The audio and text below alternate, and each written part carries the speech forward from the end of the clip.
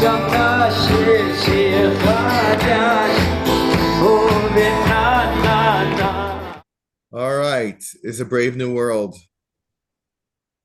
I'm just for the very first time taking charge of my own broadcast, and I want to thank Mrs.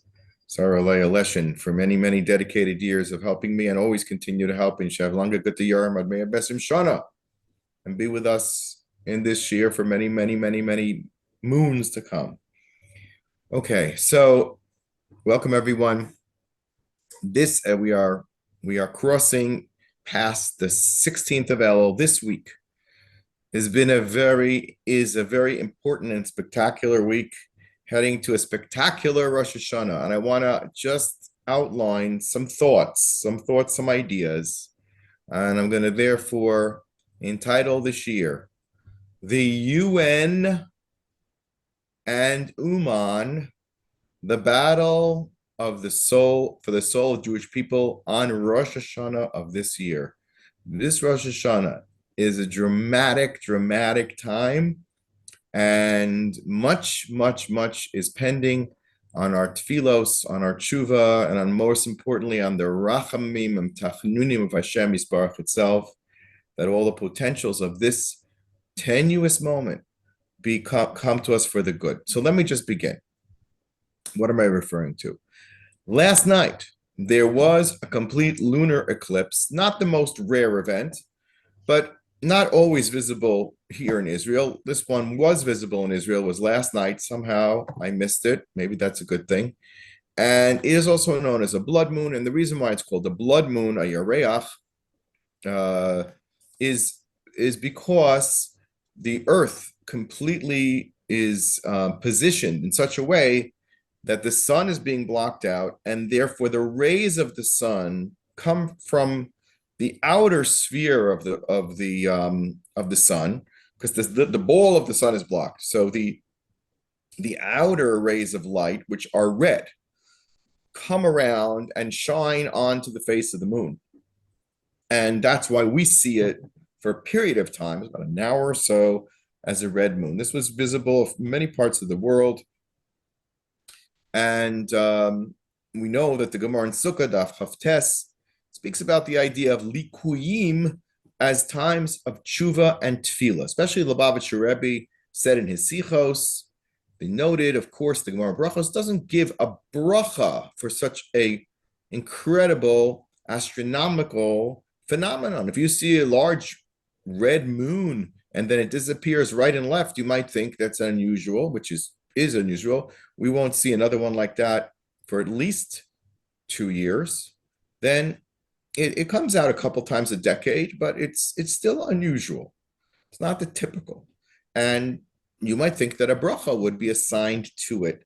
However, there is no bracha for neither a lunar or solar eclipse. And if you recall, several years ago, exactly 10 years ago, the world made a big deal how there were 4 consecutive eclipses on Jewish holidays, and they're going to fall out usually on the 15th of the month when the moon is full. But the 4 of 57, 75, 10 years ago, happened on Sukkos Pesach, then again Sukkos Pesach in a short period of time. And we did a complete analysis of the significance of that, and that's for another shiur, which I can reference you to, but it's not applicable here because it's not falling on the Yom Tovim. It fell here in this week of Elul, which contains a very important day, and that will be Thursday, the 18th of Elul, which according to our Kabbalah HaChasidi,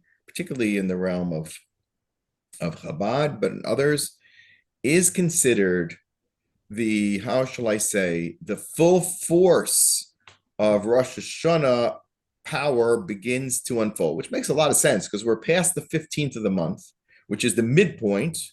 So we are exactly, we passed the point of exactly 30 days till Sukkot, which contains, of course, all the Aseres Yemei Tshuva. And we're, well within the zone of the 40-day period that begins Rosh Chodesh Elul, of days of Rachamim and Ratzon, but even beyond. As we measure 15 to 15, we're talking 15th Elul to 15th Tishrei, you're already sitting in the sukkah. And the 18th of Elul, let's put it this way, things begin in earnest. If you thought Elul's man was important from Rosh Chodesh, like the Sephardim do, but notice, when do Ashkenazim begin to say Slichos? This Motzei Shabbos. Get it? Once we cross the Rubicon of the 18th of Elul, things get serious. Now everybody's doing Slichos. Everybody's getting up Motzei Shabbos to hear the Chazanim or Balei Tefillah, or some go early in the morning, as I was wont to do for many, many years.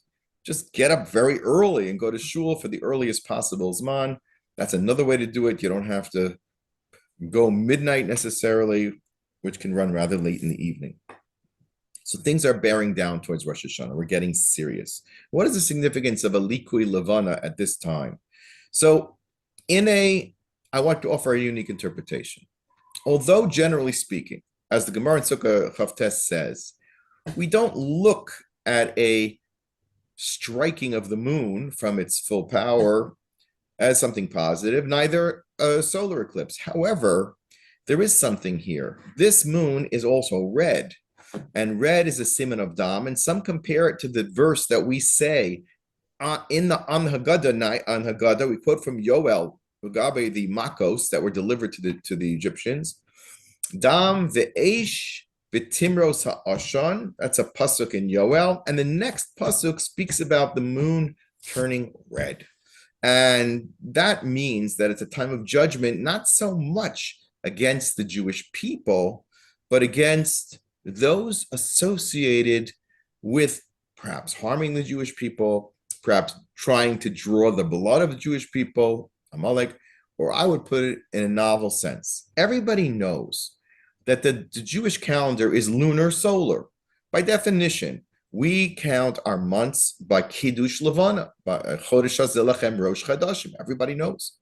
And there's many dinim on Kiddush HaChodesh and bringing Eidim and how Bezdin will determine the new month. But if you look in the beginning of Maseches Rosh Hashanah, you'll see that there's another consideration in the first parak, which is of equal, if not greater concern, and that is that Pesach must fall in the spring, because it says that this avoda zeh, the avoda of Pesach, is going to be right in the times b'chodesh ha'aviv, which is going to be springtime.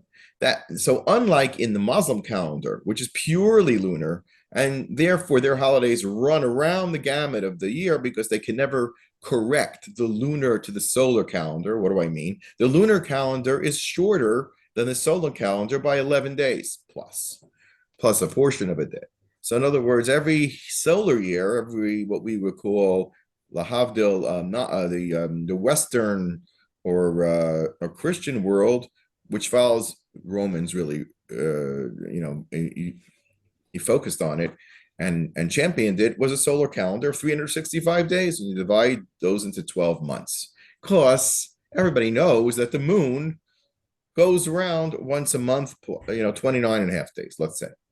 So the world noted months, but only in the context of the solar eclipse. Hence, the Christian world does only a solar calendar, and they had all the problems throughout the years. The Gregorian calendar was all messed up, but they had to adjust it because they kept losing 11 days, and they had to figure out a way to jigger it so you'd add enough days in the year that eventually leap year, so that you could have a leap year or leap months, and it would correct. Yeah. But that was not because of a divine imperative. The Jewish imperative is to balance the year so that the Moadim, the special times of the meeting between Hashem and the Jewish people, Pesach, Shavuos, Sukkot, should fall in their particular seasons that have been mandated by the Torah. It's an obligation, Doraisa. That is Kiddush HaChodesh, to be Ma'aber the Chodesh, to add to the new moon days to the month, or a full month to the year in a leap year. This is a mitzvah from the Torah, and it's a quite complicated process that involves, according to Gemara Rosh Hashanah, involves environmental testimony, where we see whether we're still experiencing winter or the signs of nature are showing spring. That's one analysis. And of course, the astronomical predictions of when this period is. And that's Chachma, ki Chachma Schem, Bina Schem, B'nei Hagoyim, The Jewish people were given Sod HaIbor. It's called Sod HaIbor. We ought to know to balance scientifically and halachically the exact and precise dimensions of that decision of adding to the months or adding to the actual year, an extra month, and the system. When the Jewish calendar was set for perpetuity around the year 300, Shmuel HaKatan we no longer relied on the testimony in Eretz Yisrael for a very simple reason. We couldn't, because Eretz Yisrael was under heavy Christian persecution, and the Torah life and supremacy of Eretz Yisrael was rapidly coming to a close, so much so that by the year 400, the Yerushalmi was written and closed, and that began the end of an era for over 500 years where there was no significant Torah study or Jewish presence, sadly, in Yerushalayim, and not in Eretz Yisrael per se. Everything shifted towards Babylonia, and that's where the focus of the attention began. And that's thankfully in our times that has been really corrected, where they're clearly the center of Torah since certainly I would say post the founding of the state, post Holocaust, has shifted to Eretz Yisrael and to a certain extent America. Now, therefore, the Muslims who work on a uniquely lunar calendar, that might be the sign that it's really about. It's a lunar eclipse. It's blood red. It means that perhaps those who only rely on the moon, i.e. the Muslims, and particularly the enemies which seek our destruction from the Muslim world, whether in Gaza, whether in the Yehuda Shomron, whether around the world, and certainly the neighboring Arab countries like Egypt and so on, they may be having a bad sign. In other words, this is their time of comeuppance. This is how I'd like to interpret it. The world is meeting a din. And that segues into a fascinating thing that is going to happen in really just 2 weeks hence, when Rosh Hashanah arrives. And that is, ironically, that the partnership between the Christian world and the Arab world is always one which is extremely dangerous for the Jewish people. According to the Zohar and Amakoros and Chazal, the joining of Esav with Yishmael, the Christian world, and the Muslim world together is a lethal combination that forced Yaakov to flee Eretz Yisrael.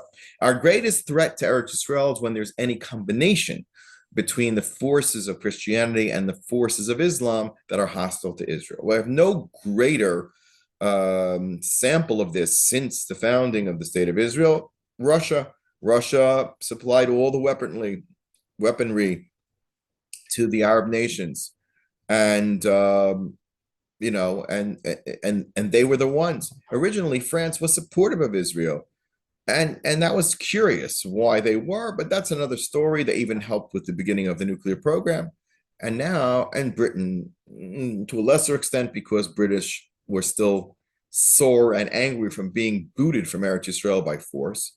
Remember, the British had been given the mandate by the Sykes-Picot Agreement just after World War I to control, quote unquote, Palestine, including both sides of the Yarden, and engineer the founding of a Jewish state.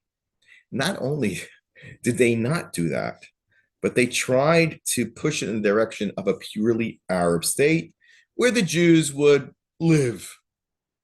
This was a great, great betrayal. Churchill was involved. Many others were involved. There were a few Christian Zionists like Lord Balfour who cherished this idea, but that was only around 1918 when you got to the Arab riots, which began already in 29 and so on, when the Jews began to arrive in earnest according to Hashem's will. Then things changed and they backed off from their quote unquote mandate and did everything they could to torpedo it ad hasof. And yet France remained a bit of a supporter through the 50s. They gave us the Mirage planes, and maybe who knows what their cheshbon was. Maybe they were trying to counter the Russians in a Cold War thing.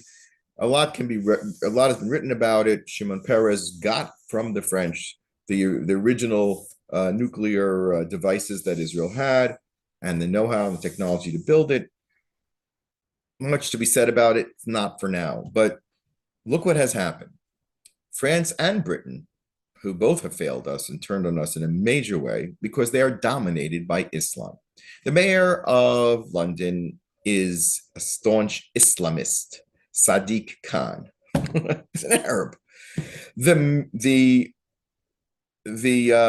France itself is overrun with a massive immigration, largely of Moroccan Jews. By the way, North Africa, which was stupidly conquered by France at the turn of the 20th century, and now all of North Africa, Tunisia, Morocco, they're all in France because they became French speakers by force. And now it opened the door for Hashem's will that Islam be the club with which not only the Western world will be beaten, but with together to be a threat to the Jewish people. And that's what's happening. On Rosh Hashanah in the United Nations, in New York City, the erstwhile capital of Rome, there will be a declaration, but a joint declaration between France, the last remaining really Catholic, although mostly atheistic nation, the Notre Dame, the early Christian nation in the very turn of the century, of the first century, and the Notre Dame, which depicts the Christianity as above the blind Jewish people who refuse to accept their faith, Ki'ilu. They have teamed with Saudi Arabia. Obviously, this is the partnership between Esav and Yishmael to declare a Palestinian state. Of what state? Of this, of course, a state of terror that is essentially the replacement of Israel from whatever portion of the land of Israel they can seem to wedge away. Certainly Yudan Shomron, certainly Gaza, and who knows where else. So this is the reverse Balfour Declaration. And England goes along with it. This is the reverse. It's 100 years later, little over 100 years later. Balfour Declaration was 1918. Here we are, 2025, although they would certainly have liked to do this earlier. But Trump came along in 2016, so they had a little delay until now. And now they will stand united with the overwhelming majorities of the nation in the world, with a few people abstaining, and Israel and America, and thank God America, and God bless Donald Trump for that, to oppose this. But is this an official statement on Rosh Hashanah? You can't make this up. It's just so orchestrated. Hashem is opening our eyes. Hashem is showing us. Look at the nations of the world on the day of judgment of the entire world. Who will thrive? Who will rise? Who ba'esh? Who ba'mayim? Who will suffer?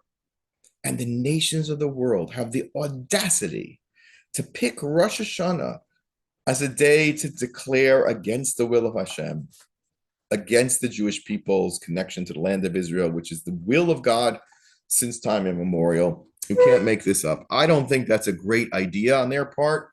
In fact, we had a little mazel because Macron, who I consider carrying the torch of the evil part of Esav, notice he even married a woman who was his mother's age. It's exceedingly detestable, where he created a situation where you can never bear children. Evil is always identified by Ariri. Ariri is someone who doesn't bring children, is usually associated. I'm not putting it this way, but it's a non-reproductive. What I mean to say about that is that evil doesn't legs to stand on. It's sheker. Sheker has short-term viability, but never long-term liability. So it symbolizes that emet has legs. Continue. It will continue. It's an emes. And therefore, going against God's will I don't say chas v'shalom, people who are not zocha to have children. I was in that situation myself for very many years. I don't chas v'shalom mean to say there's anything chas v'shalom into a minute degree, something sad or bad about that. That's the Ratzon Hashem, and God should bless you and give you children like all Jewish children, like all the blessings from Hashem and Shefa. But when somebody willfully marries a woman who's infertile, willfully, because they refuse to reproduce. That's what I'm talking about. They refuse. They wish to counter the will of God, which is given to man to attempt to bring more population to the world as best you can. And remember, our Avram and Sarah served so many years, didn't have any reproductive capability at all. So what happened to them? So that was a crazy out of the box miracle, and that's the founding of Klal Yisrael. All of Klal Yisrael was founded on almost the near impossibility to bring another Jew into the world. It's not a simple thing to bring another Jew into the world. So what about all the times Avram and Sarah were together in holy matrimony? So Chazal tell us, and the Farshim say, they created many, many, many beautiful Jewish souls. We should only be zocha that they come into the world. Hopefully they have. In any case, this fellow who has flaunted the will of God with his very essential life choices will stand up on Rosh Hashanah and declare what? That the Jews have no control over Yerushalayim or Kodesh. That the Jews will never get to Jerusalem. This is the hope of the Vatican. This is the hope of the Christian world. Okay, if the Jews have to come back, but only in the most secondary and subordinate way, and the club and the tool which we will use to support that in the end of days is only Yishmael. They have no hope on their own. They've diminished their ability. There's a remnant of evil that Esav can accomplish. And even now we see some good in Esav. Someone showed me something very interesting. He said that the gematria of Donald Trump is the same as David, Mashiach ben David. He also pointed out that it's the same gematria as Chatzi Mana Falafel, a half a serving of falafel. Okay, so what did that mean to say? That the whole thing is a big joke? Not necessarily. What we'll see with Donald Trump is a Chatzi Mana. He's already opening the door to Israeli sovereignty on Yerushalayim. He did give certain places, the Golan, even Gaza perhaps, Yerushalayim to a certain extent, at least a Chatzi Mana falafel we're going to have. But the other half of the falafel has to be Mashiach ben David himself. And this is what we're seeing. So it's very opportune times. Thank God America has spoken out against this horrific violation of Rosh Hashanah. Macron in his chutzpah also invited the Jewish leadership of America to meet with him, to convince them what a great guy he is, how much he's against anti-Semitism, and how much he's for Israel, while his actions and the reality on the ground are anything but. And thank God he's only going to be there on Rosh Hashanah so that the Jewish groups are shemtzach. They're embarrassed to come. The ones that don't want to meet him because they don't agree with his decisions are not going to go. But now they have an excuse. The ones who really want to go and really want to kiss up to him, they really can't do it so nicely because they'll have to, quote unquote, be out of shul for Rosh Hashanah. And even they will say, well, the Jews have to be in shul. We must hear the sermons of the rabbis who will call us to social justice, to support the New York candidate for mayor, who's a virulent Muslim, Muslim Brotherhood person, because that's the right thing to do. And of course, to support the Palestinians and the poor suffering and the Gazans and the starvation. So they'll miss those important sermons in synagogue on Rosh Hashanah if they show up in the United Nations. They still might. I would not be terribly surprised if some of them, say, well, we'll walk over, or we'll bring a shofar and we'll blow the freedom.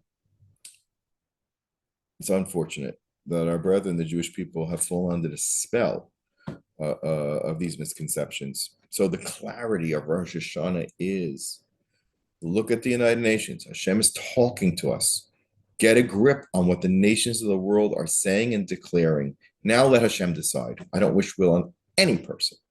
But those who will come out against the Ratzon Hashem, Hashem, please. If we can't deal with them, don't wish to deal with them. And I have nothing negative to say about them. But Hashem, your kavod, it's your kavod. We're being mamlich you on us. You decide. You decide whom to champion. And we also have to take it as a personal call to tshuva without question. Without question. If the world is spewing the hatred on our most sacred day of judgment, so take it into cheshbon. that we really have to be worthy of Hashem's love and the love of the nations, which will emerge with Mashiach. That means we have still tremendous amount of work to do in Ahavas Chinam, in our dialogue, in our political machinations that go on here in Eretz Yisrael, in the deep struggle for the soul of the Jewish people in the land of Israel. Will it be a democratic, based on Western Christian values, which are informed by Jewish tradition but don't follow it, or something uniquely Jewish? I'm not saying the most Jewish. I'm not saying the most, kfias das. I'm not talking about that, but at least respect for Torah, respect for the Jewish people. Now, something very interesting actually came out in New York this week as well, and that was a good symbol, I think, too. As you know, like in Israel, there has been tremendous critique and evaluation about the educational system of Torah.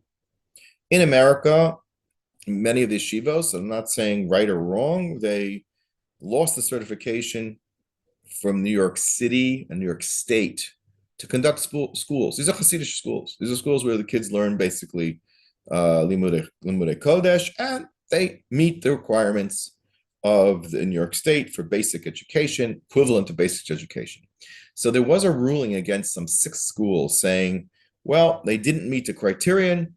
They're booted out of the Marechet. They're now no longer considered a school. They're OIS school. And now that they're OIS school, they don't have a chance to reapply and repair what the state of New York feels are missing in the parallel requirements. Between you and me, the Chassidim have proven one thing: you don't need a college education to make money. The most successful people in real estate, in business, in marketing, in everything you can possibly think of, reside in the world of the Hasidic world, especially in Borough Park and Williamsburg, in Lakewood. They don't lack for anything. In fact, they may have a pathway to Parnassa, which is not related to secular education. Yet, okay, you live in the Medina, Dina and Mechusadina, so you got to satisfy to learn basic English, basic math. Yes, you want to be literate, be a person who can relate to the world. But I'm not convinced that that's their Parnassa. Maybe it's to be a good citizen. Okay, I'll understand. I accept that.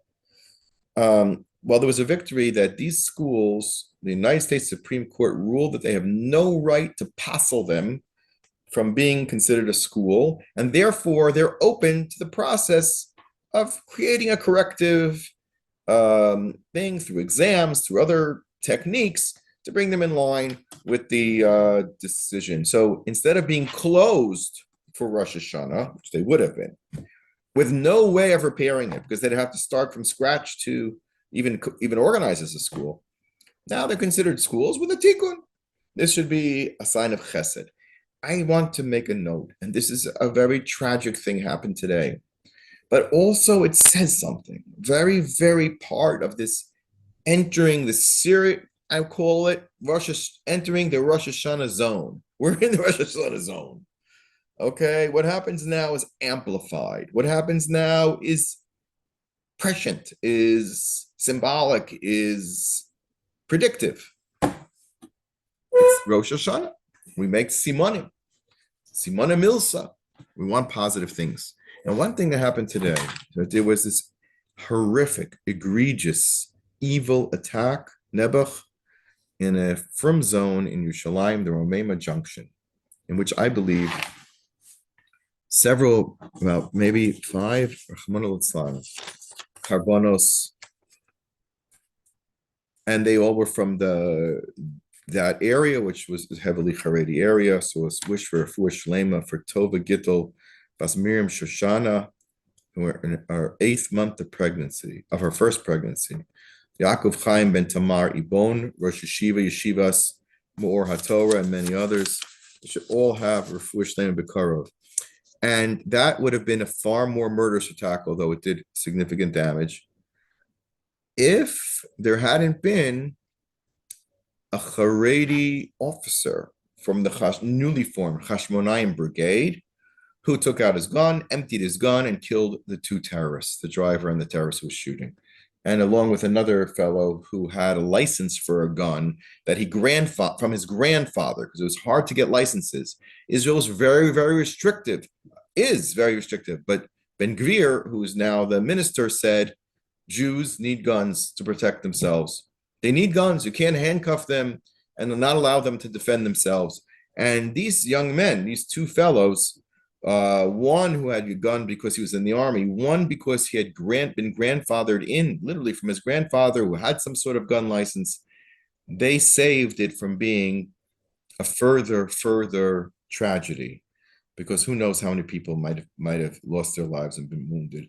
That's an interesting sign, because we could say that the battle within Israel over the army service, which is an ugly one, which is a politically laced one, which is not thinking out of the box or for the better good of the nation, but rather promoting division, hatred, sinaschina of the highest degree. Whatever your position is, there are solutions. Here's a pathway towards solutions that you saw happen. And that is, perhaps some guys will serve. And perhaps the rest will be contributing to the defense of the Jewish people by securing firearms and protecting their moshavim, their moshav, meaning where they live, their neighborhoods, such as Beitar and Yerushalayim and so on, where they live. And by providing security, they have to call the army every 5 seconds or the Mashmar Gvul, because there'll be local people who could react to an incident. And I'm sure that they reacted immediately. And had there been a need to call in, might have been minutes or perhaps longer until someone would emerge. And who knows how many people might have lost their lives in the interim. We're all in the same boat. We all need security from this combined threat of the European and Christian world, of Europe primarily, but also elsewhere, Russia, without saying the nefarious elements of Islam, which are not even the Arab elements. Even Gaza is not Arab. If you will ask the Arabs what they think about Palestinians, well, Egypt, the real country of Arabs, won't even let them in. They want no part of them. Saudi Arabia is not taking them in. Nobody's taking them in. Why? Because they do not even consider them Muslims of the pure Shia, of the pure Sunni breed. The reality is that most Arab nations, real Arab nations, Egypt, and now even Syria, which is remarkable, Saudi Arabia, the Emirates, and so on, want peace with Israel and have come to terms with that. Yishmael will do tshuva, but it must be separated away from the negative forces of Esav, the Amalek, mixed in, which will present itself in every political attack, whether it's the ICC court, whether it's the demonstrations world around, whether it's the violence that has emerged like a floodgates have opened around Jews across the world. Can't go through a days where somebody's not either ridiculed, denied services, not allowed to have a cab, worse, beaten, threatened, not allowed to perform. It is an all-out onslaught. Now, however, here on that bright side of the moon is the following. I saw that the United States Army had two officers in uniform who were screaming and yelling about the genocide of Israel, and they got arrested and they got sent away. And they said, you know what? You have absolutely no right to wear a U.S. Army uniform and spew those lies and those hatred. That's an encouraging sign. But also to go deeper and to understand, why are these people screaming? Like, why are they putting themselves into jail over the genocide that's happening in Gaza? It makes no sense. They don't care about genocide. They don't care about Arabs. They don't care about anybody. They didn't care what happened in Syria. They don't care what happened in Iraq. They didn't care what's happening internally in Iran with the suppression. They don't care what's happening in Africa, and they don't care what's happening in Russia, and they don't care what's happening in Ukraine. Nobody's killing themselves, chaining themselves to the walls over Ukraine. Nobody. Vesepis, it's obvious that what's bothering them is something it's a very deep confusion. Everybody wants to be good. Everybody wants to be considered good. These people are aligning themselves with what the world is telling them is good. Of course, genocide is bad, so I'm going to align myself against genocide. That means Israel's bad. I'm going to align myself against Israel. And it's so important to every individual to be aligned with good because they want to know that they themselves are good. A human being wakes up in the morning saying, am I worth it? Am I a good person? What's my justification in the world? How can I think of myself? And when they think about themselves, they don't think very much. They need outside validation to prove to them.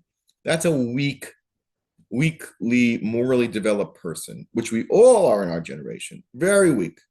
So they look for the outside validation. Oh, this one tells me I'm good. I'm good. It must be this. The cell phone says that this is a good demonstration to be part of. Yeah, the media tells me and the politicians tell me, good. I want to be good. I want to be a tzaddik. Everybody wants to be a tzaddik. And they're willing to be moser nefesh to show that they're good because they feel inside that it's not so pashut. They must need a hochacha chitzoni. The only exceptions to this, and this has been going on since the beginnings of mankind, there was one exception, Avram Avinu. Avram Avinu didn't need validation from the outside. The outside world was almighty and powerful. Nebuchadnezzar, Chadar Laomer and Nimrod ruled the world. Yaakov Weinberg famously said, the Chadar Laomer was Hammurabi, the Hammurabi code. They had the law, they had the politics, they had the power, they had the army, and they imposed their will, as the Chumash and Bereshit describes, on the entire Middle East, which was the crux of civilization. And they were the crux of civilization. And there was one person flying the ointment, one small little stick, thorn in a little toothpick in the mouth of the lion. Avraham Avinu says, I don't buy it. I thought about it. The human mind has a nekudas ha'emes.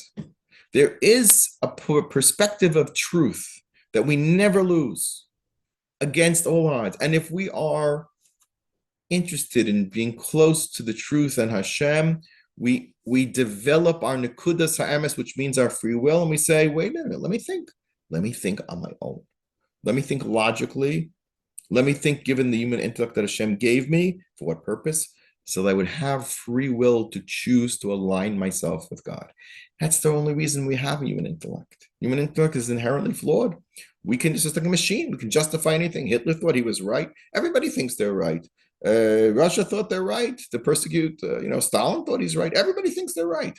That's what human intellect is. It's extremely mishuchad. It's extremely exploitable, except if you go from your point of truth. There is a point of truth. There's a point of bechira that every human being has. And any person who is morally sound will say, I'm going to decide this based on facts and information and my own study, not based on what the whole world is saying. That's what Hashem wants. Hashem wants people who are independent thinkers, think for themselves, think out of the box, and choose Hashem against all odds. This is the situation today. And that's what Rosh Hashanah has in stake. And I think Hashem is giving us these blatantly huge examples right in front of our face to grab our attention. How could it be that on Rosh Hashanah itself, this horrific spectacle is going to take place in the United Nations, the home base of the world? Come on. You can't, even President Trump couldn't dream up such a rally. It's absurd. It's staged. It's something Hashem wants our attention. He wants to understand us. Okay. So the avoda, therefore, of this Rosh Hashanah is to sit up and take notice. I did a little search about the many miracles that happened to us in this calendar year. Incredible. And I researched and said, throughout the year, there's been stage after stage of incredible victory against the enemies of Israel and Jewish people. Tremendous. Whether it was in Yehud and Shomron, a campaign that began in March, campaigns against the 12-day war against Iran, which was only very recent, the bombing of the nuclear facilities of Iran, the destruction of Nasrallah, the Beeper campaign, all of these things, that was a little earlier, but pretty much in the calendar year 57, 85, only continuous success and victory on the battlefield, but in the battlefield of world opinion, failure after failure after failure after failure, hatred after hatred. It's almost like two are going in opposite directions, and they are counter related. They are reciprocals of each other. Because as Israel comes closer and closer to the truth, those who are not living with truth will oppose it, and that's what's happening on this Rosh Hashanah. And therefore, our job is to adhere to the truth. Now, how do you do that? There's only one way, and there's only one method. So Rabbi Nachman speaks about it in Torah 61. Let me read you an excerpt here. How do you know? How do you know you know? How are you on the right path? Well, we have something called emunah, and essentially the emunah is that we trust our Chazal, our rabbis throughout the generations. We trust what the Rambam said. We trust what Rav Saadia Gaon said. We trust what Moshe Rabbeinu said to the Jewish people that's been recorded and handed down throughout the generations and verified even more and more by archaeology and research. It's coming all true. All the things of Tanakh are bearing witness to the truth of our Masorah, and the Masorah of Torah Sheba'al Peh, through tzaddikim, gemurim, and talmidei chachamim, and in later generations through the great Hasidic masters as well, and the great Rosh Yeshiva. This is all we have, right? When you open up Pirkei Avos, you say, okay, the greatest thing that a man can do is you should start like this. Ezu chacham halamed mikol adam. Shouldn't that be the first Mishnah in Pirkei Avos? Very first Mishnah. No, it's Moshe Kibul Torah Misinai, Moshe Yeshua, Yeshua's Kenim. If we don't have our Masorah, we have no handle on truth. We just don't know. I trust that what the Rambam wrote is true. I trust what the Torah says is true. It's a witnessing that bears its reality from the context of the history and the events of Klal Yisrael, and we are witnessing historical events of massive proportions that our forefathers only believed in, that there would be something called kibbutz galios, only believed that there would be a return to Eretz Yisrael, every Shmona Esrei and every benching and every mincha and every ma'ariv. And we're living it, and we have to lift our heads and say, despite all the difficulties, Hashem, and they are horrific difficulties, terrible losses we experienced this year, like Shmuel Noel from Beit Shemesh, tzaddik of a boy who was lost in the Netzach Brigade, like people like my dear friend Howard Glazer. My dear friend Howard Glazer, and we'll speak to him and we'll dedicate this to him, was a man of steel. He built steel. And he wasn't particularly raised religious, but he wanted to donate a Sefer Torah, and that Sefer Torah was given to me when I was Rabbi Youngest of Oceanside, and then later when we migrated to Eretz Yisrael to take it here and serve here. And he just passed this past week, less than a week ago. And I spoke at his funeral long distance. And I just want to end by the next few minutes by telling you how Hashem is giving us messages after messages to, if you ask about the truth, you'll get messages. So as Rav Nachman says in this Torah, that it's all about him. And the Chachamim will take a little bit of it. But first, let me tell you the Howard story. Boy grew up in Queens, not religious family, steel business. They used to build steel frames and rip them down, and larger than life person, very small in stature, but larger than life, extremely generous, extremely generous. He gave a Torah, believe it or not, not even observant. And he used to wear his mother's diamond ring in his ear because he was orphaned from both his parents, who he dearly loved. They taught him something. They taught him to give. His parents weren't religious, but they taught him to be a Baal Tzedakah. They taught it. In fact, one of the rabbis said that he said, I want to give you Yom Kippur gelt. You don't hear that You don't hear that unless you heard it from your parents. That you hear from your parents. Take Yom Kippur gelt. It doesn't matter. Their hearts and their souls understood the emes. Okay. So if their lack of education or other factors didn't lead them to send their kids to yeshiva and be observant, such is the case. It doesn't in any way sully the beauty of their soul, the diamond of their soul. He had a diamond soul. And he sent the Torah with me. He got me in his car and he drove me to make Aliyah. He drove me to the flight to make Aliyah. And the Torah came off that flight.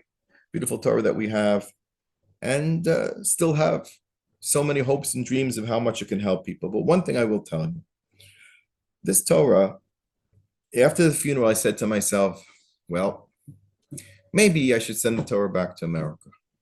Because after all, he's gone. This is what they have left. His soul's bound into this Torah.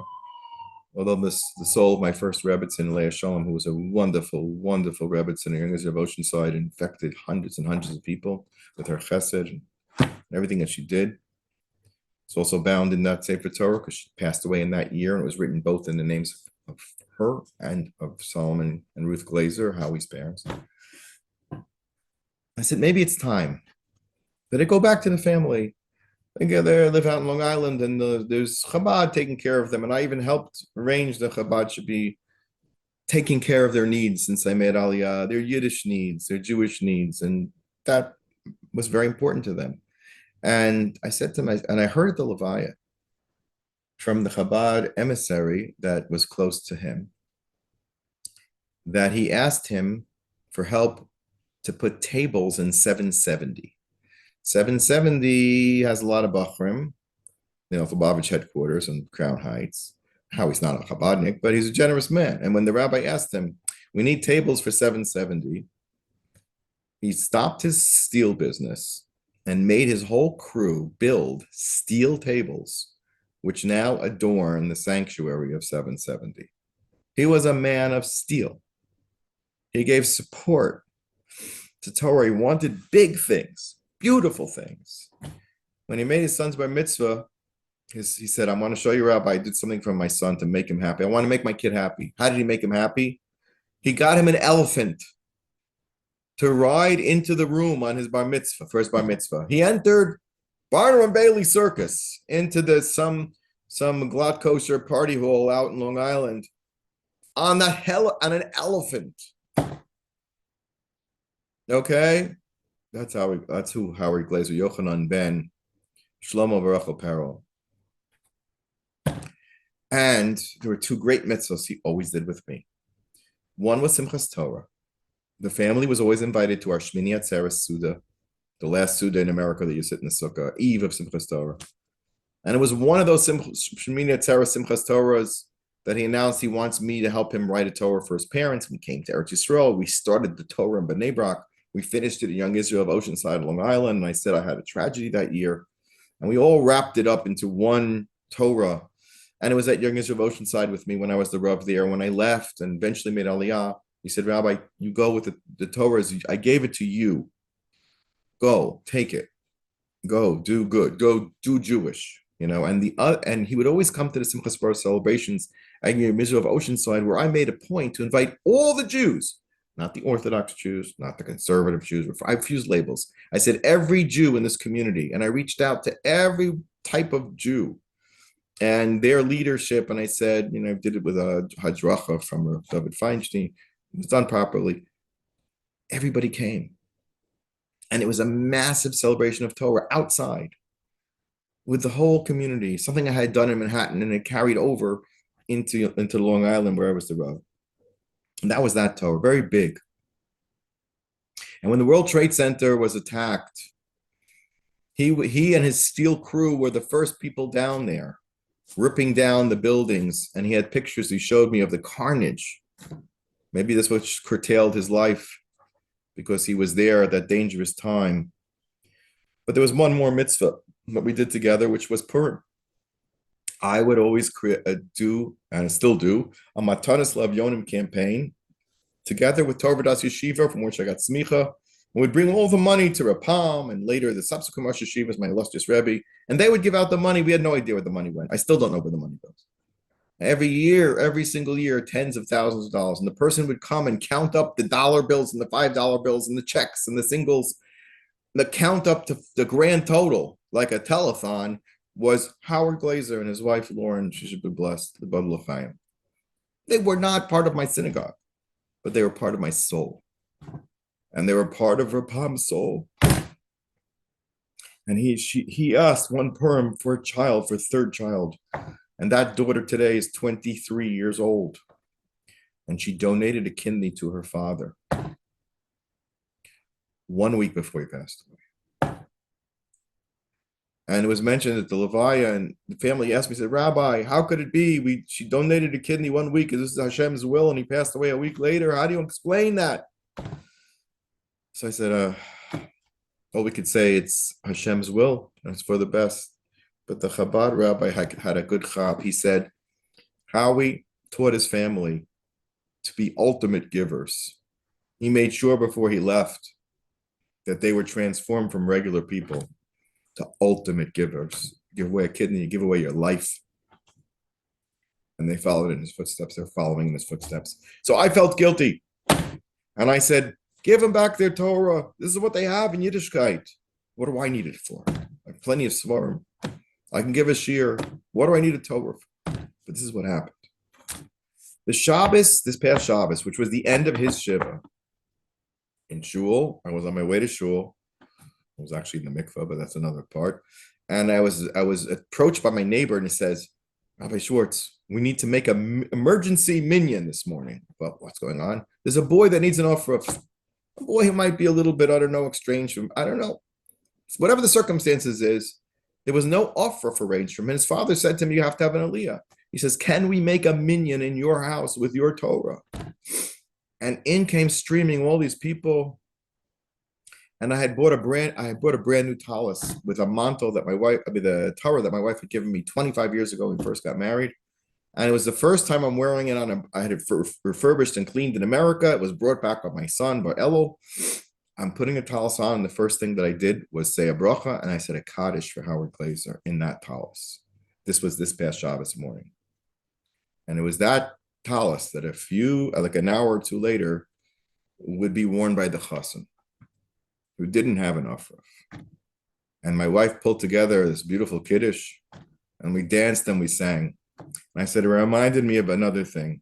I said, this shows me, at least for me, that this Torah has what to accomplish here. And it's important, because if it weren't here, there wouldn't be an offer for this special young man. And that proved it to me. Don't think it has to make Yerida lav dafka. Yesh malasot, and that's what Howard would want, celebrations and celebrations. And we always do an outdoor Simchas Torah at our home, which you're all invited to, out in the street. There was 1 year I couldn't do it because I was in Avelus 2 years ago. For my dear father, Rabbi Schwartz, was buried here. He was a Rav, a Talmid Chacham, and Oyev Yisrael, a beloved person, a prince among the rabbinate and of the Jewish community. He's a very, very beloved man. My mother's still alive in New York. God bless her. So the psak that I got from her Palms Talmidim was, you can't do hakafas outdoors this year. You can't do hakafas at all. You're an avelus. How can you lead hakafas for anybody else? So we skipped it. We usually do it on Simchas Torah night. In the shul, in the morning, we went to shul. And that year, 2 years ago, was October 7th. We wake up in the morning, I had gone to Nate's, and the sirens are blaring. And when I finished davening and come out of ducking in the mikveh because of the bomb shelter, that was my bomb shelter, to the Eish Kodesh mikveh, because we davened in the back of Eish Kodesh, and the alarms went off at Adon Olam, at the very last Kaddish.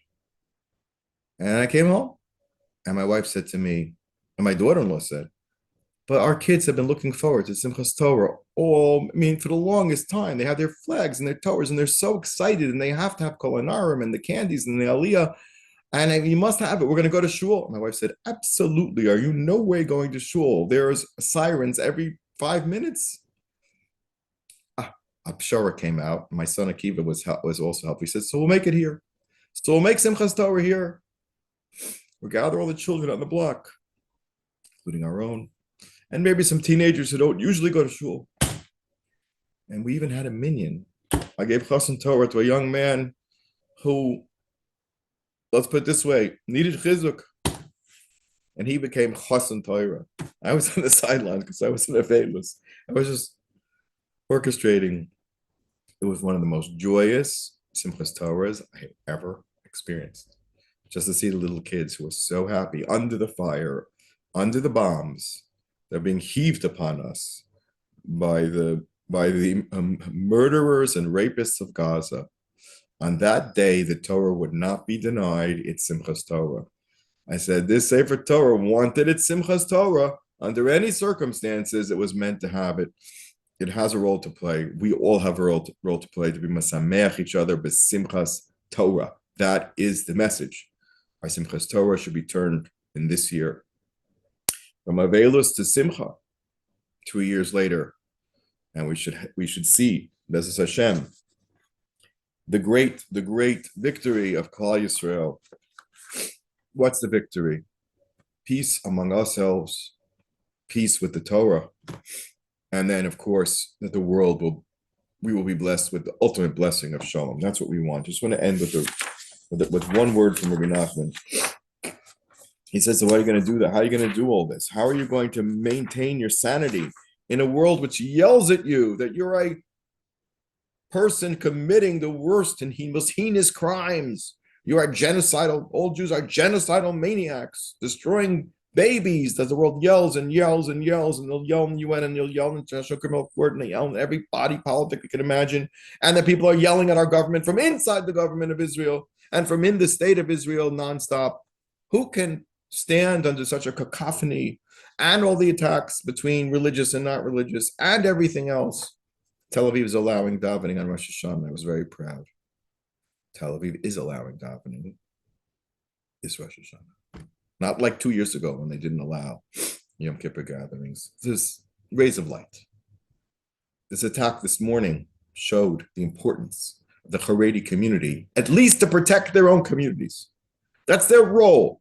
That's the defense of Israel that they can do, instead of being lost to Torah that they very much want to observe in circumstances that are not holy for their observance of Torah and mitzvahs. Holy in other ways, but not holy in the separation of the sexes and so on. So Reb Nachman said, in the name of Shem Bar Yochai, said Hashem Shamata Shimacha Yaresi. It's a pasuk in Chabakuk Gimel. He says, I have heard your message. I've heard your message, and that you have to have Yirat Shamayim. Says Rabbeinu, quoting the Zohar.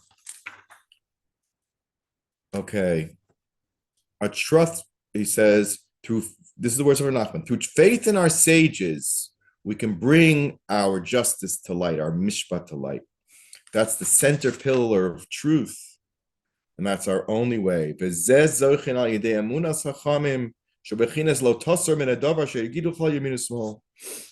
the path. Stay the course of Chachamim, of Emunah, of Shmiras Torah, and Mitzvos. Our mishpat will come out. Mishpat emes. Those are the words of Rabbi Nachman. And you know, whether you're at the UN or whether you're at Uman or any place in between, with all of the struggles and all the issues that encompass both of those areas and everywhere else, Mishpat emet. We are looking for Mishpat emes, and I think we should be both moved and inspired that this year we'll see the light of Mishpat emes and Shalom shine on the world. Have a good week.